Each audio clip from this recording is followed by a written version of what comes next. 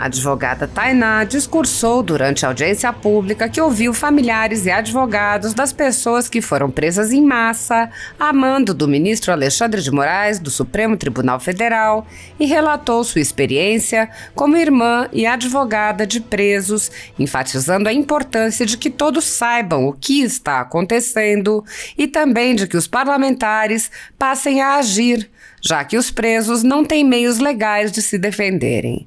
A advogada questionou: onde estava a imprensa nos 70 dias incansáveis que eu fiquei lá dentro da Papuda e da Colmeia? Eu não vi. Não vi a imprensa em lugar nenhum. Ninguém me parou na rua, ninguém me perguntou o que aconteceu. Ninguém. Mas eu vi a imprensa taxar todos como... Eu vi a imprensa falar que todos eram bandidos.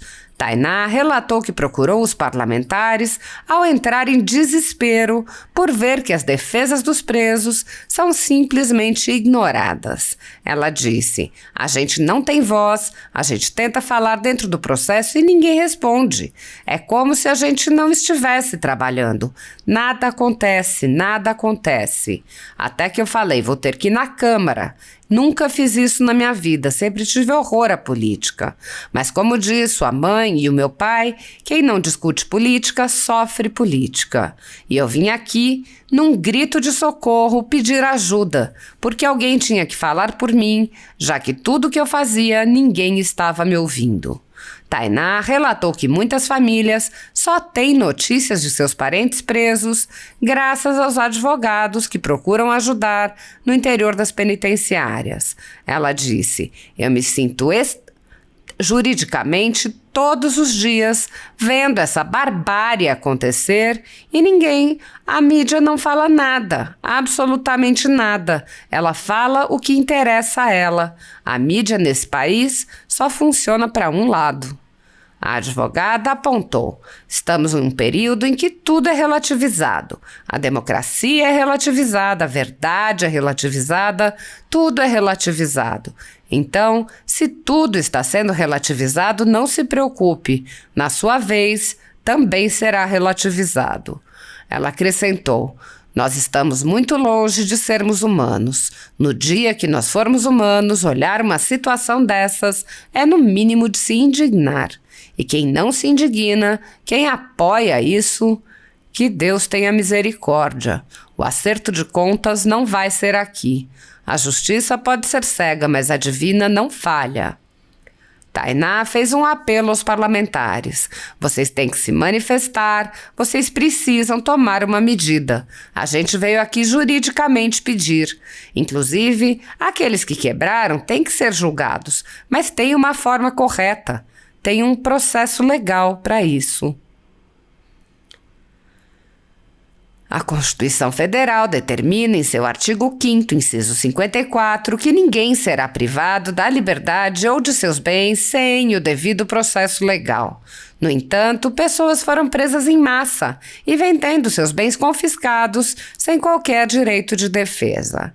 O ex-corregedor do Tribunal Superior Eleitoral, Luiz Felipe Salomão, mandou confiscar, em decisão monocrática em inquérito administrativo, a renda de canais e sites conservadores, como de Bárbara, do canal Te Atualizei, e da Folha Política. A decisão do ministro, que recebeu o respaldo e o apoio de Luiz Roberto Barroso, Alexandre de Moraes e Edson Fachin, confisca toda a renda dos canais sem qualquer distinção segundo o tipo de conteúdo, o tema, a época de publicação ou qualquer outro critério. Toda a renda de mais de 24 meses de nosso trabalho é retida sem qualquer justificativa jurídica. Se você apoia o trabalho da Folha Política e pode nos ajudar a manter o jornal funcionando, doe qualquer valor à empresa Raposo Fernandes através do QR Code que aparece na tela ou utilizando o código PIX ajude@folhapolitica.org.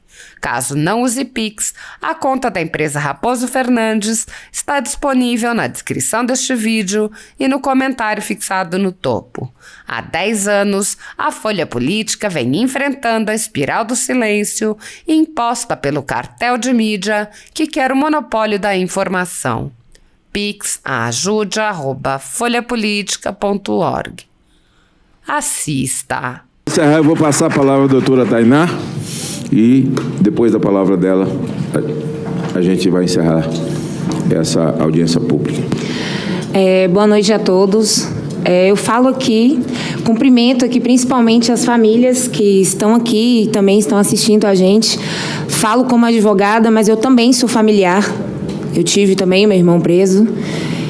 E aonde estava a imprensa os 70 dias incansáveis que eu fiquei dentro da Papuda e da Colmeia? Eu não vi.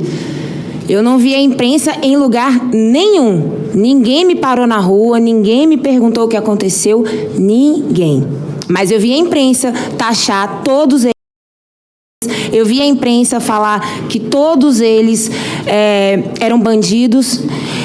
E 70 dias lá dentro, incansáveis. Eu passei o meu aniversário lá dentro, meu aniversário é em janeiro, e eu vi o meu irmão olhar para mim e falar, vai comemorar, vai se divertir. E eu falei, não, eu vou ficar aqui com você, e ainda que você saia, eu vou ficar aqui até o último sair. Muitos deles não me veem mais lá dentro todos os dias, mas a gente começou isso aqui porque em janeiro, final de janeiro, eu entrei em desespero e eu falei, alguma coisa tem que acontecer.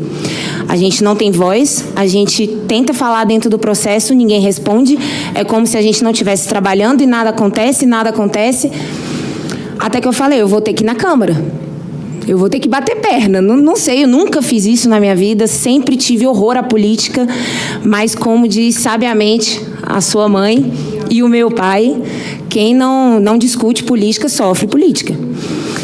E eu vim aqui, sim, num grito de socorro, pedir ajuda, porque alguém tinha que falar por mim, já que eu não podia falar, já que tudo que eu fazia ninguém estava me ouvindo. E assim, o Nicolas foi o primeiro a me estender a mão e falar, isso está acontecendo de verdade? Todo mundo sabia, mas ninguém tinha de fato a clareza do que estava acontecendo. Eu falei, sim, está aqui. E ele falou, não é possível. E aí fui chegando no senador Cleitinho, e aí fui falar com o senador Magno Malta, e aí a gente foi se mobilizando. E eles foram dando voz para a gente. E hoje somos o grupo de advogados que, incansavelmente, somos chatos. A gente passa nos corredores e o povo já fala, lá vem eles. E a gente é chato mesmo, mas se a gente não for chato, não sei mais o que fazer, né? A causa. Exatamente. E eu digo mais, são 70 dias que eu passei lá dentro todos os dias, de domingo a domingo. A Gabi, a gente se encontrou 1 milhão de vezes lá dentro, e eu bati de frente com a AB e eu falei, peraí, que discurso é esse de vocês falarem? E tá lá no perfil da OAB, eu não estou mentindo, não estou dizendo uma coisa que não aconteceu. Tá lá no perfil da OAB, o presidente da OAB DF, dizendo que aos familiares ficassem tranquilos. Todos eles estavam tendo direito de defesa. Eu fui lá e falei, mas você está falando de que país? De que cidade? Mentiu em 2 idiomas, né? Além de depois ir lá na ONU e dizer isso, eu falei, mas o seu inglês está impecável, mas agora você fala a verdade, porque não é possível. Tem alguma coisa errada. Então, assim, eu demorei muito tempo para me tornar advogada. Eu me formei em 2015 e eu não queria ser advogada justamente por conta da politicagem que eu sei que existe dentro da instituição. E eu me tornei advogada ano passado. Porque, como todos aqui disseram, nada é por acaso. E é graças ao meu olhar e ao ser advogada que a minha mãe teve um pouquinho de paz de saber que todos os dias eu estava lá vendo meu irmão. E eu fui voz de muitas famílias que falaram assim, eu achei que meu filho estava morto, desapareceu, ele só foi para Brasília com o livro e a roupa do corpo. E assim, a OAB, ela me deixou extremamente decepcionada, triste, porque eu entrei e eu falei, não, acho que vai ser diferente. E tudo o que aconteceu me provou o contrário. O doutor Djalma Marinho veio aqui e me encorajou a falar, não desista. E eu digo para vocês, eu me sinto, como a doutora Carolina falou, juridicamente, todos os dias, vendo essa barbárie acontecer. E a mídia não fala absolutamente nada. Ela fala o que interessa a ela. Então, assim, me desculpe, você tem total direito de expor, mas a mídia, nesse país, só funciona para um lado. E eu li uma frase em janeiro, estava muito difícil ali, e essa frase é o seguinte: foi de um delegado que trabalhou, ele não se identificou, obviamente, foi um texto muito bonito, muito comovente, e ele disse o seguinte: não dá para alimentar a mão de um monstro sem esperar que esse mesmo monstro morde quem o alimentou. Hoje eu só sei disso porque aconteceu na minha casa, na minha família, porque aconteceu perto de mim. Talvez eu estaria exatamente como todos lá fora estão. Nossa, mas isso não pode. Nossa, mas isso... Não, mas está acontecendo. Então, assim, isso aconteceu comigo e hoje eu sei, mas amanhã vai ser com vocês aí. E isso vai acontecer, já está acontecendo. O país está doente. As pessoas precisam saber o que está acontecendo. Elas precisam saber, pelo menos, entrar numa live dessa, entrar num vídeo desse, entender o que está acontecendo. Eu não gosto de política, mas se você não gostar, você vai sofrer ela. Você precisa saber o que está acontecendo. Você colocou todos nós colocamos vocês aqui. Né? E, só corrigindo a minha fala aqui, quem falou na ONU foi o presidente nacional, tá? Exatamente. O vídeo que eu rebati aqui foi da OABDF.